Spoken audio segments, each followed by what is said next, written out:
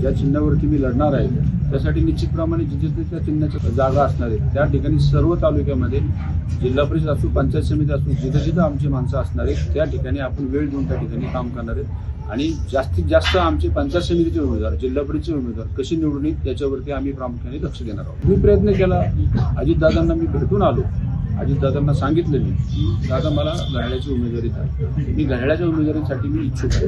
परंतु त्याच्यानंतर त्यांनी मला सांगितलं की ही जागा ही घड्याळ्यासाठी गेलेली आहे, त्याच्यामुळं तुम्ही तुमचा निर्णय त्या ठिकाणी योग्य तो घ्या.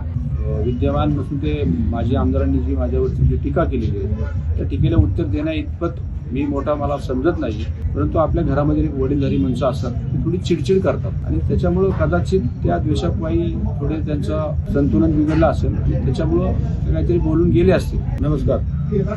खरं तर गेल्या 4 वर्षापासून महाविकास आघाडीबरोबर मी आपल्या खेड तालुक्यामध्ये एक चांगल्या प्रकारे लोकांच्या सेवेसाठी काम करायचा निर्धार त्या ठिकाणी केला आणि त्या निर्धारावरती जनतेचा विश्वास संपादन करत असताना 2024ची विधानसभेची निवडणूक असो किंवा 2024ची लोकसभेची निवडणूक असो त्या निवडणुकीमध्ये महाविकास आघाडीबरोबर एक प्रामाणिकपणे राष्ट्रवादी काँग्रेस पक्ष शरदचंद्रजी पवार यांच्या पक्षाच्या माध्यमातून त्या ठिकाणी तालुक्याच्या सर्व वाड्यावस्त्यामध्ये गावामध्ये काम करायचा प्रयत्न केला आणि आता ही जिल्हा परिषद निवडणूक थोडी उशिरा झाली, परंतु ती निवडणूक अतिशय जलद गतीने त्या ठिकाणी लागली आणि गेले 1 वर्षापासून आपण ह्या ठिकाणी ह्या जिल्हा परिषद आमचा पाहिला तर हा जिल्हा परिषदचा गट माझे भाऊ सोमनाथ मुंगसे 2012 साली ह्या जिल्हा परिषद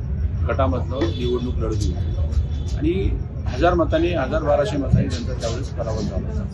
त्यावेळेस आम्ही अपक्ष म्हणून त्या ठिकाणी ह्या निवडणुकीला सामोरं गेलो होतो. परंतु त्यावेळेस राष्ट्रवादी काँग्रेस पक्षामध्ये आम्ही काम करत होतो. मी म्हणजे सोमनाथ मुंगसे त्यावेळेस काम करत होते आणि ते करत असताना त्या ठिकाणी सुद्धा उमेदवारी नाकारण्यात आली आणि अपक्ष उभं राहावं लागलं आणि त्यानंतर त्याला पराभवाला सामोरे जावं. त्याच्यानंतर कायमस्वरूपी आम्ही ह्या जिल्हा परिषद गटामध्ये माझा भाऊ कायम वावरत असं प्रत्येकाच्या सुखदुःखामध्ये लोकांच्या अडीअडचणीमध्ये त्या ठिकाणी तो मदतीला त्या ठिकाणी जात असतो.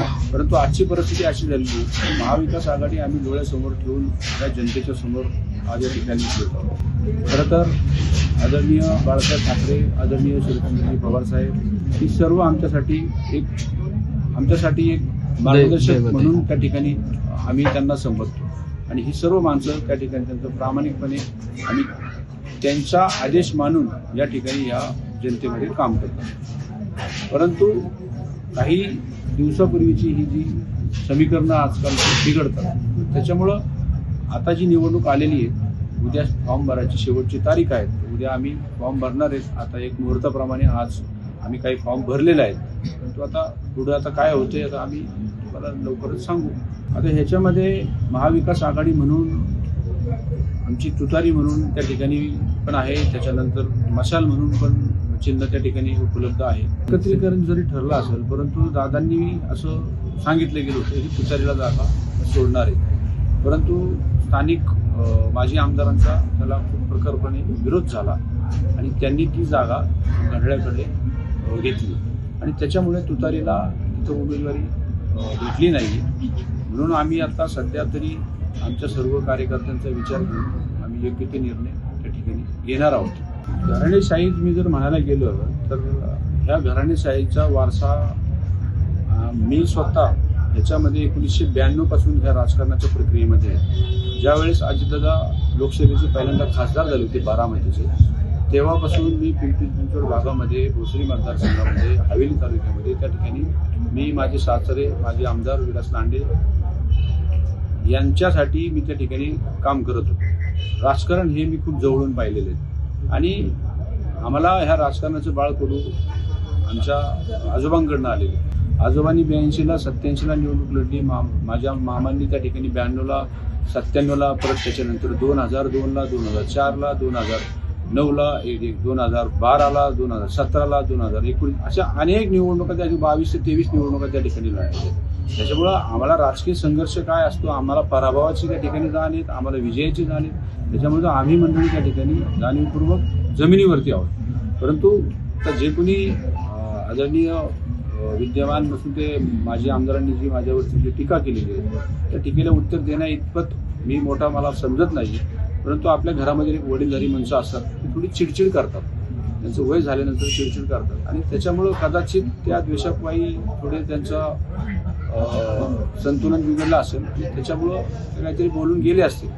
परंतु मी निश्चितप्रमाणे भविष्यातल्या कुठल्या निवडणुका जरी आल्या ती विधानसभेच्या असू लोकसभेची असू आपल्याला समाजाचं हित त्या ठिकाणी डोळ्यासमोर ठेवून आम्ही काम करणारी माणसं आहोत. त्याच्यामध्ये 80% त्या ठिकाणी समाजकारण, 20% राजकारण. ही पवार साहेबांनी, बाळासाहेब ठाकरेंनी घालून दिलेली जी प्रेरणा आहे ते आम्ही पुढे घेऊन जात आहोत.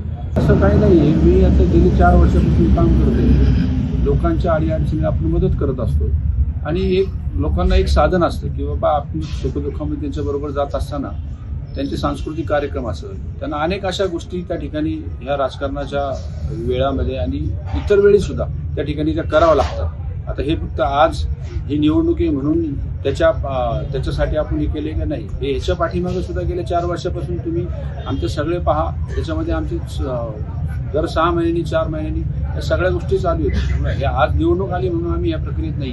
आता ते भविष्यात आता पहिली समोर निवडणूक ही जिल्हा परिषदची आहे, त्याच्यामुळे त्या भविष्याच्या निवडणुकीविषयी आज बोलणं ते मला असं वाटतं उचित ठरणार नाही. तालुक्यासाठी निश्चितप्रमाणे वेळ देणार आहोत.